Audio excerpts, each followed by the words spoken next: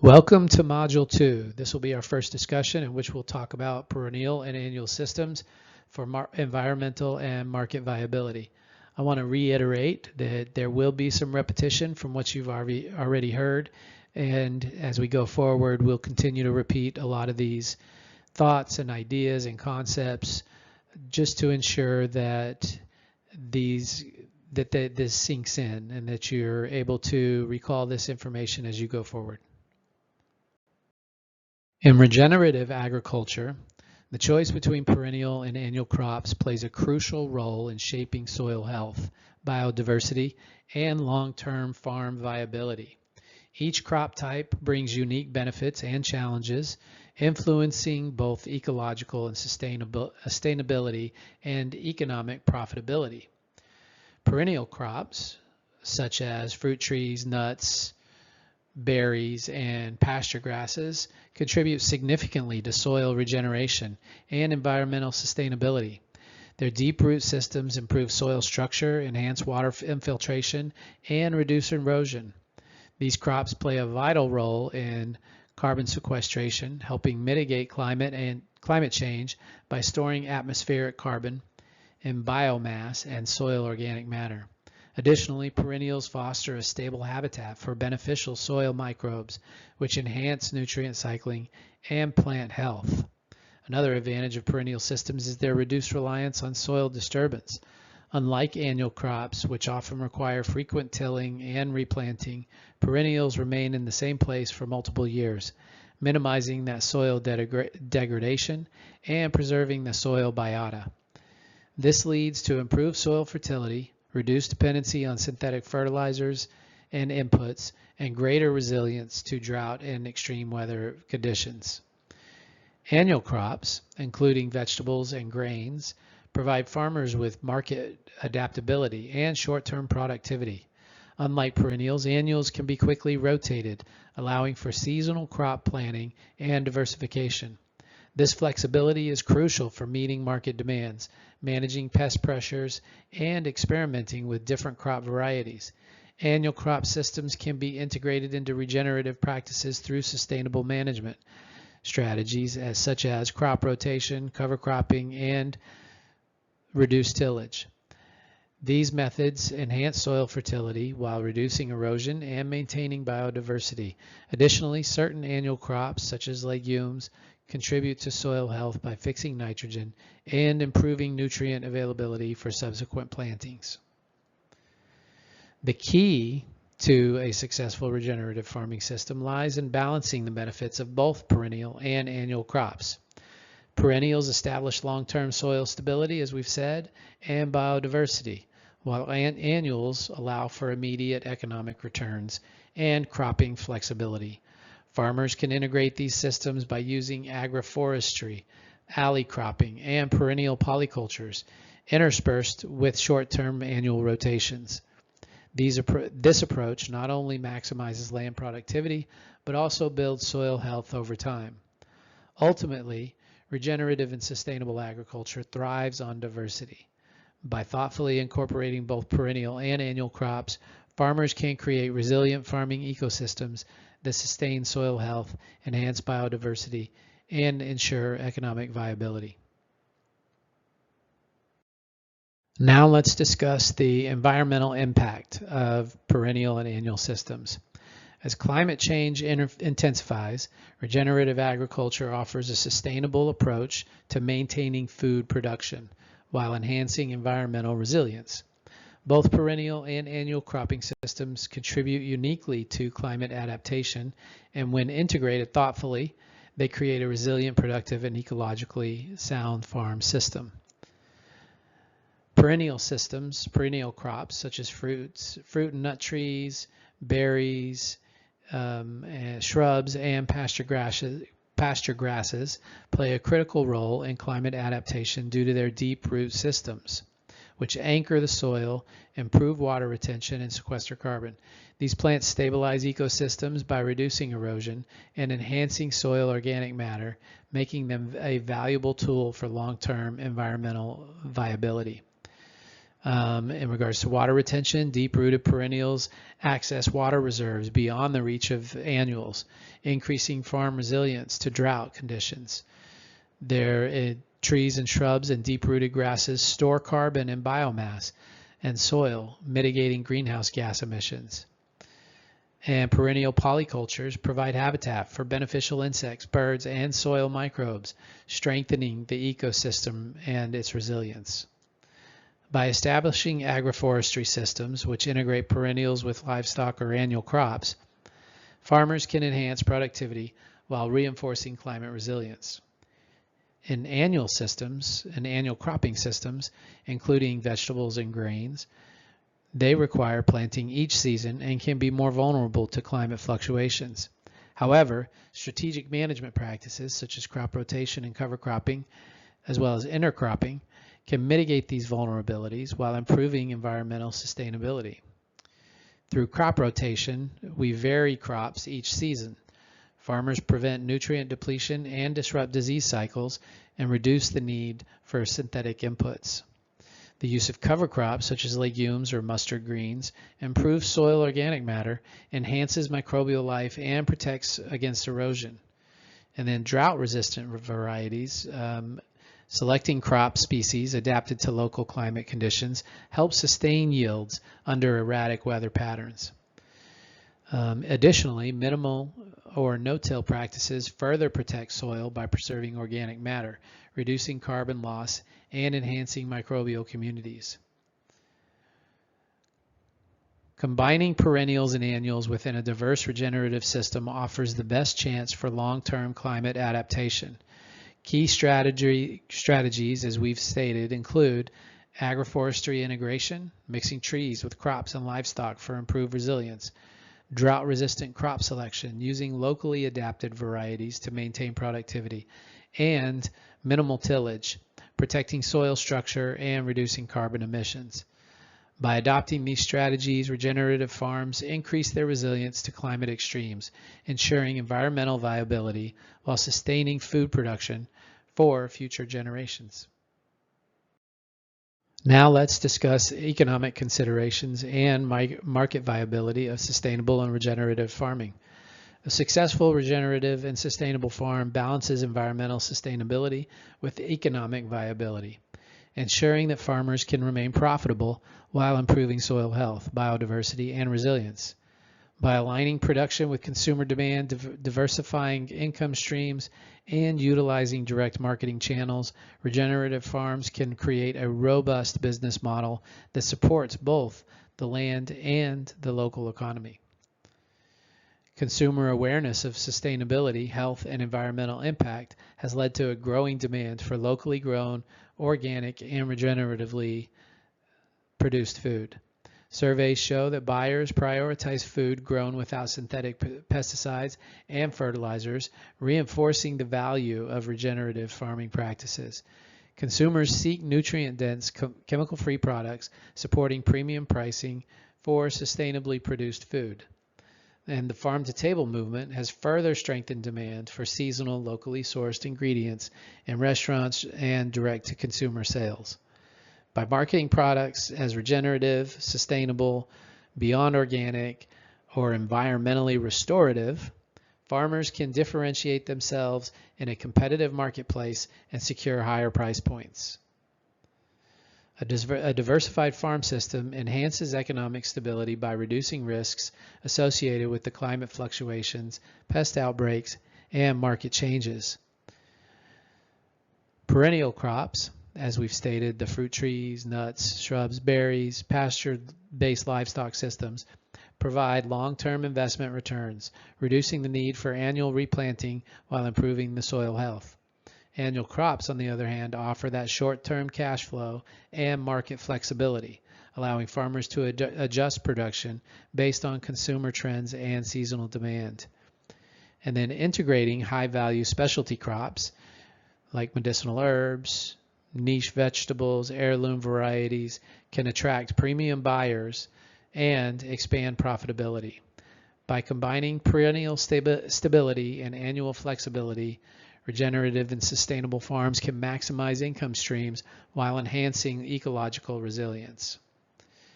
And then selling directly to consumers eliminates intermediaries, allowing farmers to capture a larger share of the profit while fostering strong relationships with local buyers.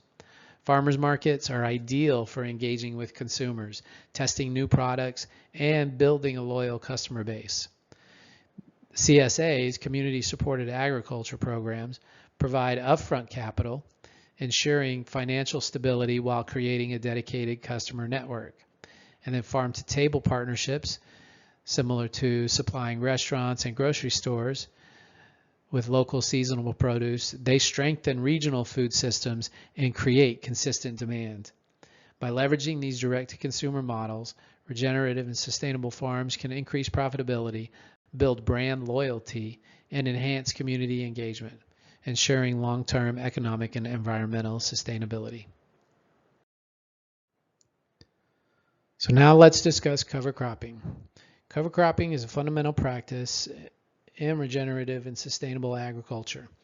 It enhances soil fertility, improves biodiversity, and increases farm resilience.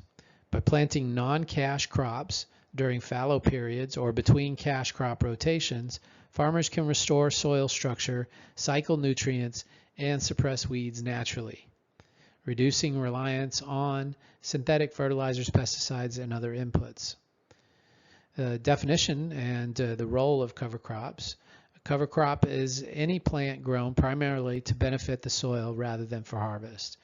These crops prevent soil erosion by anchoring soil with root systems, enrich soil biology by fostering beneficial microbes and fungi, improve water infiltration and retention, reducing runoff and drought stress, suppress weeds by outcompeting invasive species and providing ground cover, and reduce pest pressure by creating a habitat for beneficial insects and disrupting their cycles. By integrating cover crops into a farm's rotation, regenerative growers increase the biodiversity above and below ground, strengthening the farm ecosystem.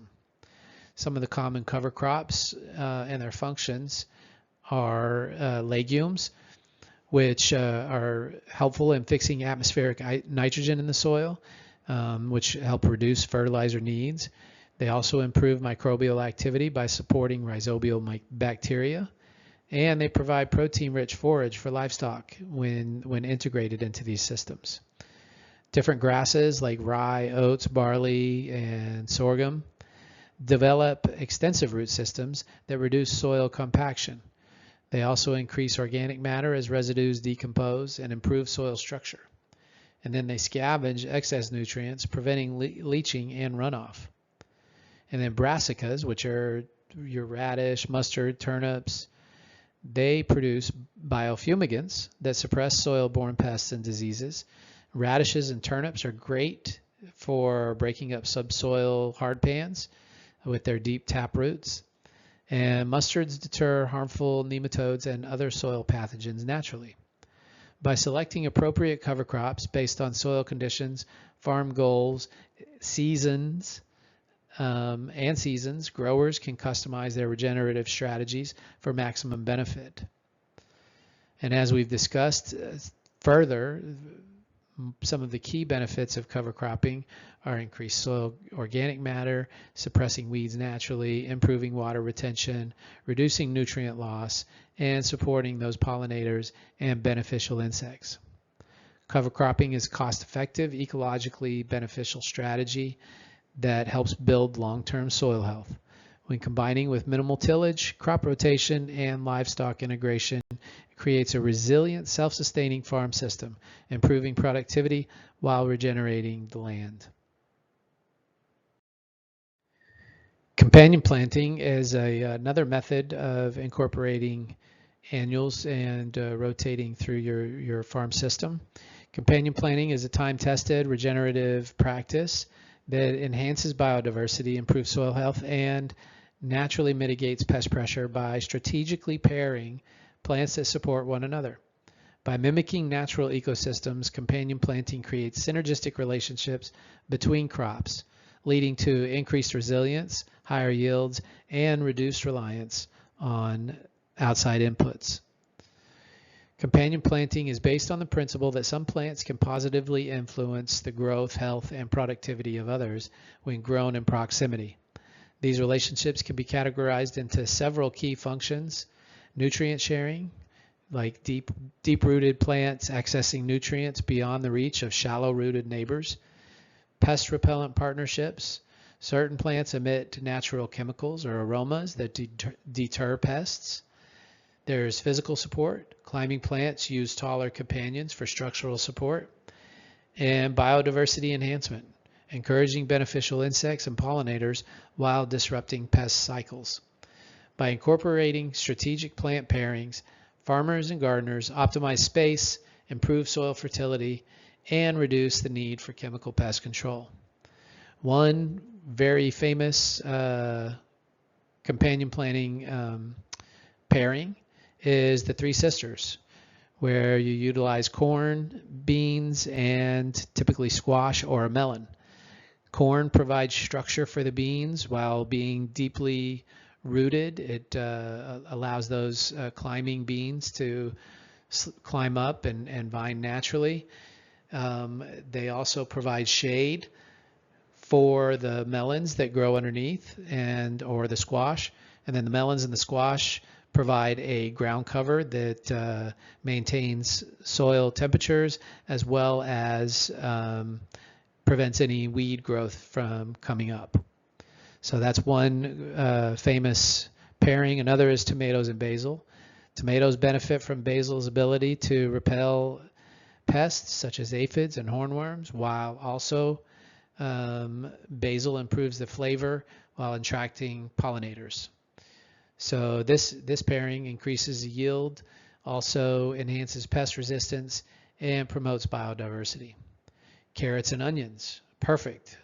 Carrots are vulnerable to carrot flies while onions deter them. And onions benefit from the looser soil that carrots create through the growth of their large taproot.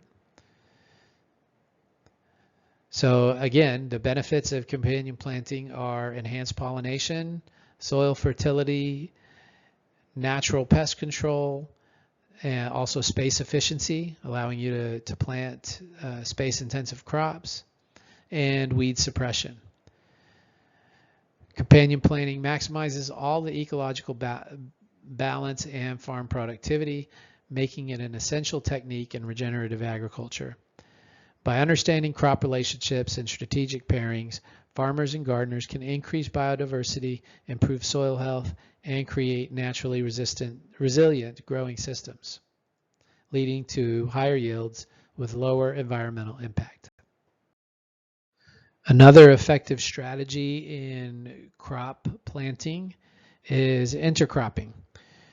Intercropping is a practice that enhances productivity by growing multiple crop species within the same space. So similar to companion planting, but not necessarily to the benefit of one providing a benefit to the other. By strategically combining crops, farmers can maximize yields, improve soil health, and increase biodiversity, all while reducing input costs and environmental impact. Intercropping creates a mutually beneficial system where crops support one another through complementary resource use, natural pest control, and enhanced soil fertility. Intercropping is the practice of cultivating two or more crops together in a planned arrangement. So very similar to companion, but a little bit different. This allows for optimal use of available resources such as sunlight, water, nutrients, and of course, contrasted against monoculture, which depletes soil nutrients, increases vulnerability to pests and diseases, and intercropping fosters the biological diversity and ecosystem stability.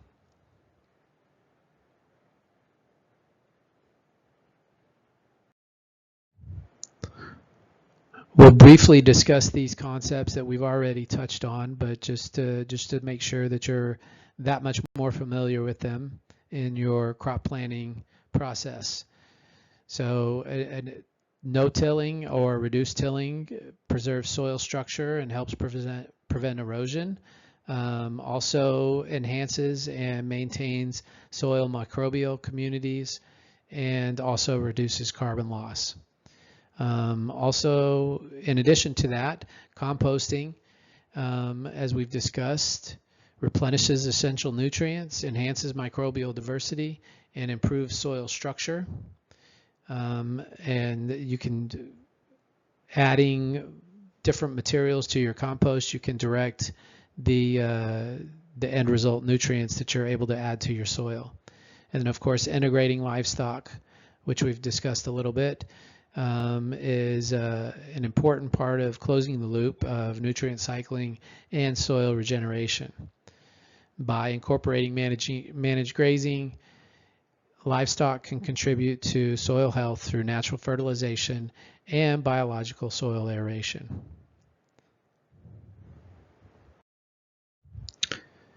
And now we're going to discuss a few case studies. While I have 3 of them in the discussion, part of one of the your mandates for this first module and for the first and second module is to reach out to local farms in your area. I think it's important to, as we've discussed, build that community, but also to learn how others are doing things, what's successful, what hasn't been successful, and then potentially maybe garner some ideas for your future farming endeavors. So while these are 3, there's definitely more in your area or just outside your area that don't get the notoriety and the credibility that I think are worthwhile researching and finding to connect with. So first we're going to talk about Gabe Brown's ranch, which Gabe Brown is a pioneer in regenerative agriculture. He was able to, over the course of a few years, turned completely degraded farmland into a thriving, sustainable ecosystem through no-till efforts, through cover cropping, and livestock integration. He has increased his soil organic matter from less than 2% in some areas to over 6 or more percent, which enhances water retention, enhances fertility. He uses a multi-species cover crop mix, which reduces his reliance on outside inputs and synthetic fertilizers, and offers a diverse crop and forage crop for his livestock. And then he also utilizes multi-species grazing to boost both the soil biology and reduce pest pressure. And we also we utilized Gabe's book, Dirt to Soil, in the soil building course, which is the first part of our certificate program. The second farm we're going to talk about is Singing Frogs Farm, which is in California. It's a small-scale no-till farm, which demonstrates regenerative and sustainability practices on a very small scale. Through their no-till system, they've been able to increase yields 300 to 400% per acre, which is in comparison to conventional farms that are in the area. They produce year-round, which of course in California is a lot easier than in some places in Texas. But nonetheless, they've been able to build soil health, and through their composting and mulching efforts, they are also able to, by avoiding their tillage, they reduce their labor costs and increase their profitability. The last one that we'll speak to is Zach Wright's agroforestry model. This is in New Zealand, completely different climate, but offers a glimpse of different methods of planting and crop planting. Through his agroforestry and perennial systems, he is able to combat soil degradation while enhancing his farm's resilience. He intercrops production trees as well as grains and livestock, which mimics the natural ecosystem. And then this in turn improves carbon sequestration, reducing the environmental impact of his farm. And he has diversified income streams. So he relies on both annual and perennial crops for that short and long-term profits. And then, so there's data on soil health and yield improvements. Soil health, as in Gabe Brown's example, organic matter can increase from anywhere from 2 to 6% in 5 to 10 years, which improves fertility and water retention. No-till and cover crop systems can improve water infiltration from 2 to 300%. The yield stability through diverse cropping systems outperforms conventional monocultures, even during extreme weather events. And of course, cost reduction. Decreased need for fertilizers and pesticides and outside inputs can help farms decrease their costs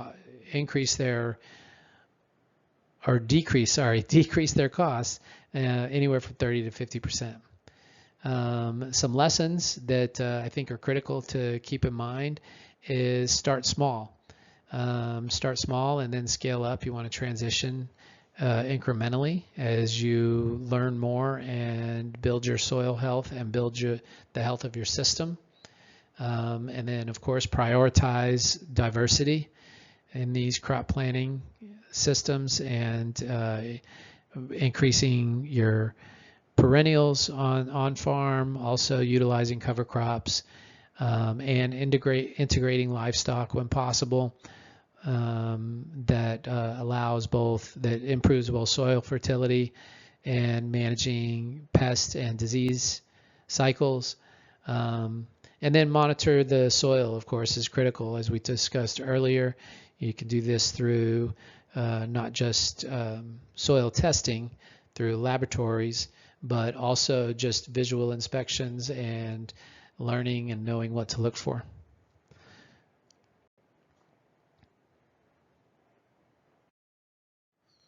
So to conclude and reiterate some of these points, regenerative agriculture is more than just a set of farming techniques.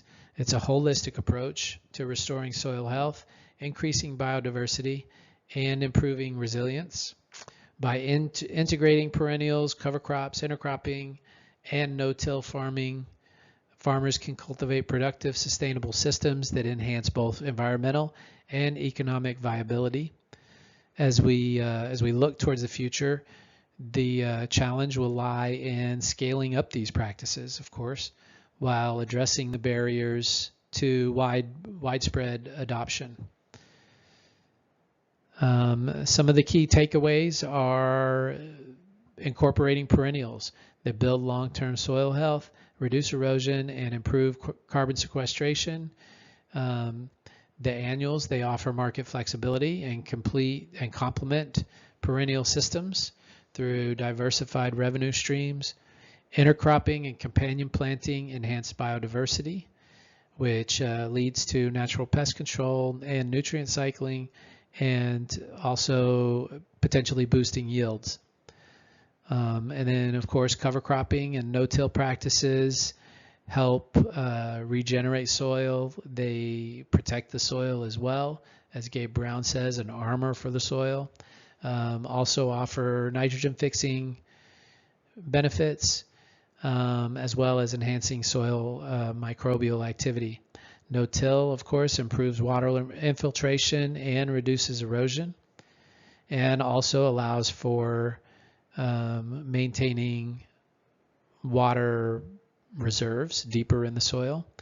Composting and organic amendments replenish essential nutrients and reduce reliance on synthetic fertilizers and inputs.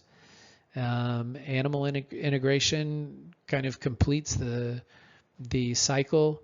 They prevent managed grazing improves soil fertility, prevents overgrazing, and increases organic matter.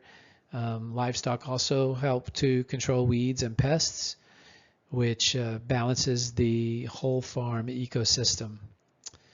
Some of the challenges are initial kind of transition costs and knowledge gaps, which is why you're in this course. Farmers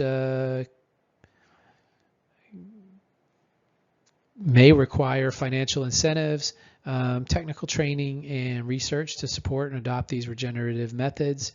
Market and policy barriers.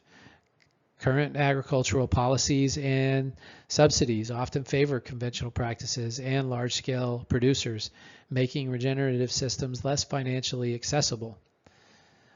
Climate and land constraints, drought, flooding, extreme weather in different regions can challenge the implementation, but there are opportunities. Growing consumer demand. There's an increased preference for sustainable and locally sourced foods to support regenerative and sustainable farmers. There are also slowly regenerative and sustainable agriculture incentives. There are government programs and private sector investments in carbon credits. There's soil health grants and research funding as well that can support small to medium scale regenerative and sustainable farms. There's also advancements in agroecology. Technology is advancing rapidly in agriculture also. There's innovations in no-till equipment, composting techniques, as well as digital soil monitoring, which can enhance the effectiveness of regenerative systems.